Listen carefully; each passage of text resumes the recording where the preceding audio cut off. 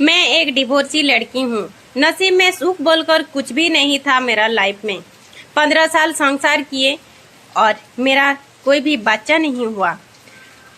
प्यार करके शादी किए थे हम लोग। पहले डॉक्टर भी दिखाते थे, प्यार भी करते थे। कुछ साल बाद हस्बैंड असंतुष्ट हो गए डॉक्टर दिखा के। 2-3 साल तो बहुत ही झमेला और मेरे साथ मार पीट और भी बहुत कुछ हुआ। उसके बाद उसका फैमिली का बात सुन के दूसरा एक लड़की के साथ शादी करने के लिए भी तैयार हो गए मेरा हस्बैंड। और मैं इतना ही बदकिस्मत हूँ कि खड़ा होकर हस्बैंड की शादी देखना पड़ा। शादी के दूसरा दिन वह मेरे को बोले, तुम्हारा अगर इच्छा है तो तुम यहाँ पे रह सकती है, अगर इच्छा नहीं है तो तुम दूसरा कहीं भी जा सकती है। तब मैं बहुत ही दर्द के साथ मायके चली गई। मायके में भी सब कोई मिलकर बहुत कुछ बात सुनाए, क्योंकि अपनी मर्जी से शादी किए थे बोल के।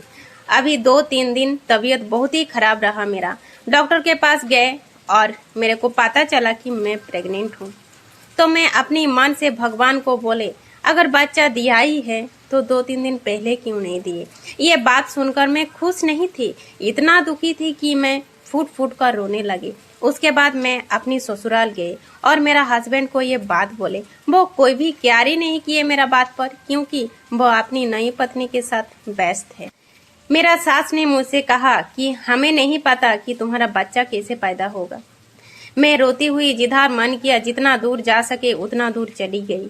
सौभाग्य से मेरा एक दूर का रिश्ता एक बड़ी मामी से भेंट हुआ और बड़ी मामी अपने घर में ले गई मेरे को। बड़ी मामी का कोई भी संतान नहीं था।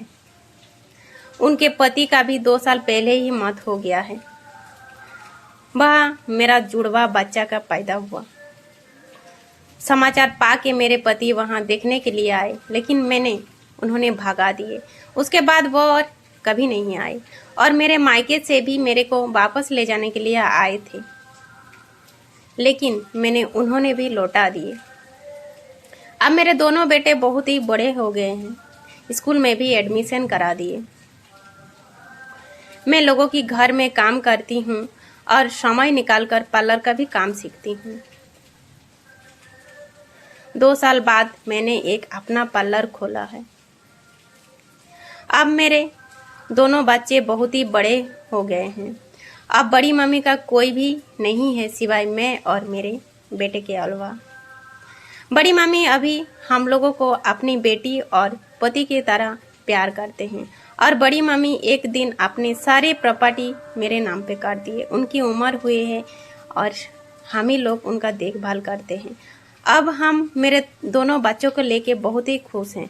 कुछ साल बाद पता चला कि मेरे पति अपनी दूसरी पत्नी को छोड़ के और किसी से शादी कर लिए। यह सुन के मुझे इतना हंसी आया कि आपने दिल खुलकर हंस लिए। Thanks for watching.